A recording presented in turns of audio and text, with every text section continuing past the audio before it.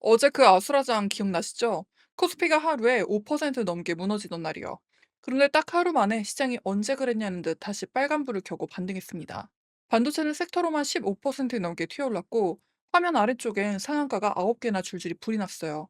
그런데 여기서 이상한 게 하나 있습니다. 이 반등을 정작 개인은 못 탔습니다. 오늘도 팔았거든요. 어제도 팔고 오늘도 판 겁니다. 그럼 이 시장을 대체 누가 끌어올렸을까요? 게다가 더 이상한 건 그 난리통에 대장 삼성전자는 거의 제자리 걸음을 하고 있다는 건데요. 제가 말씀드리는 세 가지만 알고 가시면 오늘 국내장 전부 알고 가실 수 있습니다. 그리고 대장은 잠들었는데 화면 아래에서 터진 이 상한가 불꽃 누가 짚혔는지 그 정체도 같이 말씀드릴게요. 나나의 경제 시선에서 놓치면 안 될 데이터를 확인하세요. 먼저 숫자부터 빠르게 살펴볼게요. 코스피는 7,291포인트, 코스닥은 794포인트로 둘 다 반등에 성공했습니다.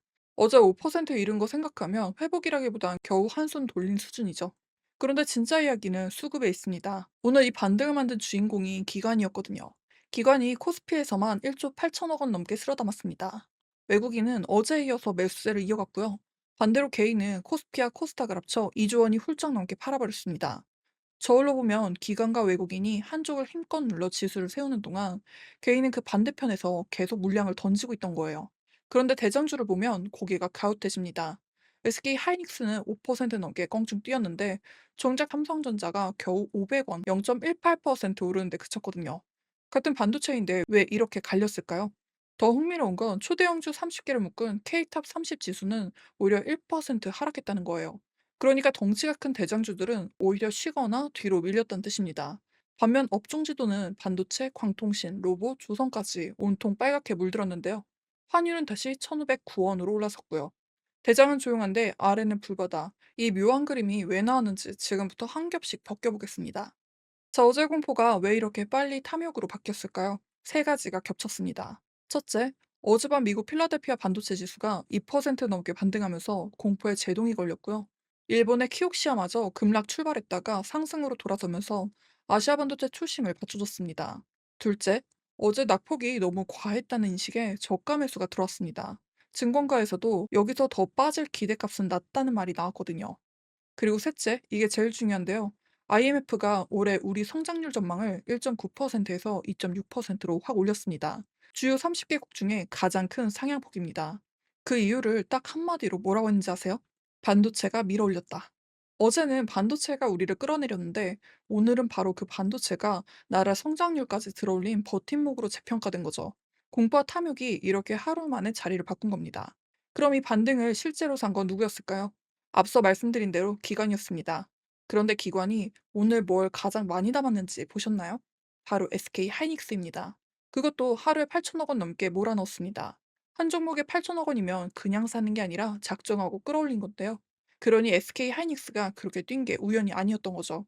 지수를 오늘 자동차로 비교한다면 기관이 엔진을 밟고 앞으로 나아간 건데 개인은 옆에서 계속 브레이크를 밟고 있었던 셈입니다.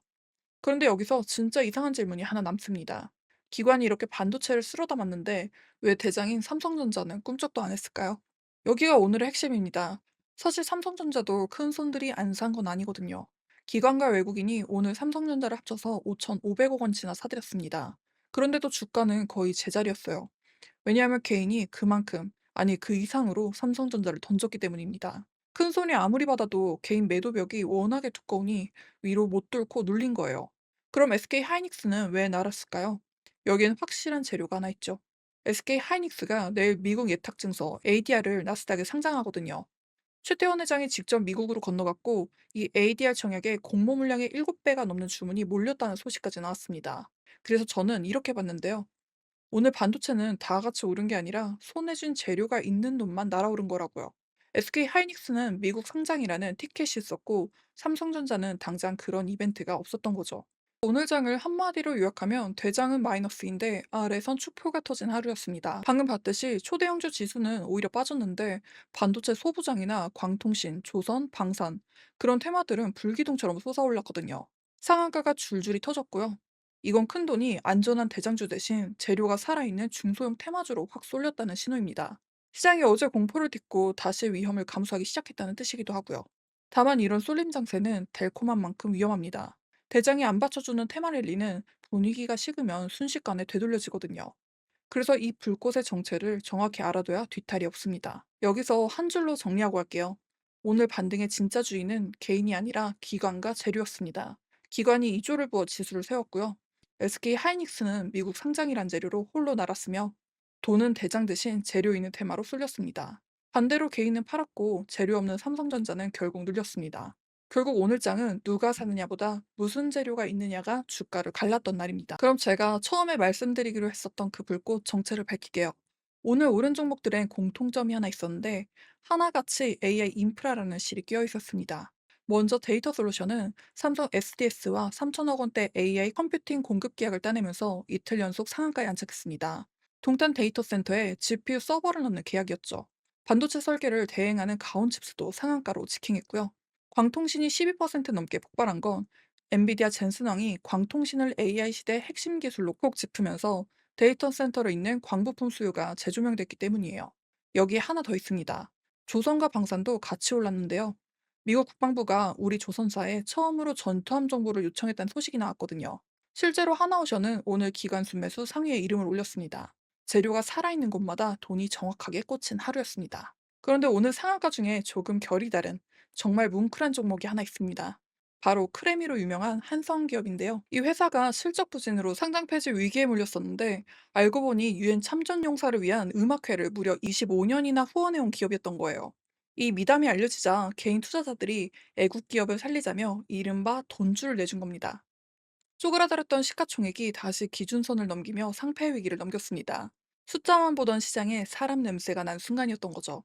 제가 이 한성기업과 관련해서 본 댓글에는 학교에 후원도 마다하는 기업이라며 칭찬 일색이었던 댓글도 있었습니다. 이렇게 오늘은 재료주와 미담주가 뒤섞여 이틀 연속 상한가를 찍은 종목까지 나왔습니다. 분위기 좋다고 마냥 달려들기 전에 브레이크도 하나 봐야 합니다. 먼저 환율인데요. 어제 원화가 강했던 것과 달리 오늘은 다시 1,509원으로 올라서며 원화가 약해지는 모습을 보였습니다.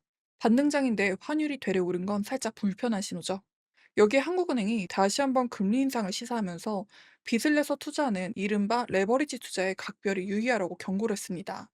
오늘처럼 개인이 던지는 와중에도 레버리지 상품에 반등을 거는 분들이 있는데 한은은 지금 그 반대 방향을 가리키고 있는 거예요. 오는 16일 금통위가 그래서 중요한 변수로 남습니다. 그럼 우리는 내일 뭘 봐야 할까요? 두 가지만 챙기시면 됩니다. 첫째, SK 하이닉스의 미국 ADR 상장이 실제로 어떻게 대비하는지. 재료가 소문일 때가 정점이고 뉴스로 확인되면 차익 실현이 나오는 경우가 많거든요. 둘째, 오늘처럼 재료 있는 테마로만 쏠릴지 아니면 잠자던 삼성전자 같은 대장이 돌아오는지. 대장이 깨어나야 반등이 진짜 힘을 받습니다. 다만 오늘 불꽃놀이를 보고 재료 유통기한이 지난 종목에 뒤늦게 올라타는 건 남의 잔치에 늦게 도착하는 일일 수도 있습니다. 재료가 살아있는지부터 확인하시고 움직여도 늦지 않습니다. 그럼 정리하겠습니다. 오늘은 어제의 공포를 딛고 반등한 하루였지만 그 반등을 산 건 개인이 아니라 기관과 재료였습니다. 여기에 내일 SK 하이닉스의 미국 상장이라는 큰 이벤트가 주말을 앞두고 대기하고 있습니다. 이 결과 하나가 다음 주 흐름을 통째로 바꿀 수도 있겠죠. 여러분은 오늘 이 반등 진짜 바닥이라고 보시나요? 아니면 잠깐의 기술적 반등이라고 보시나요?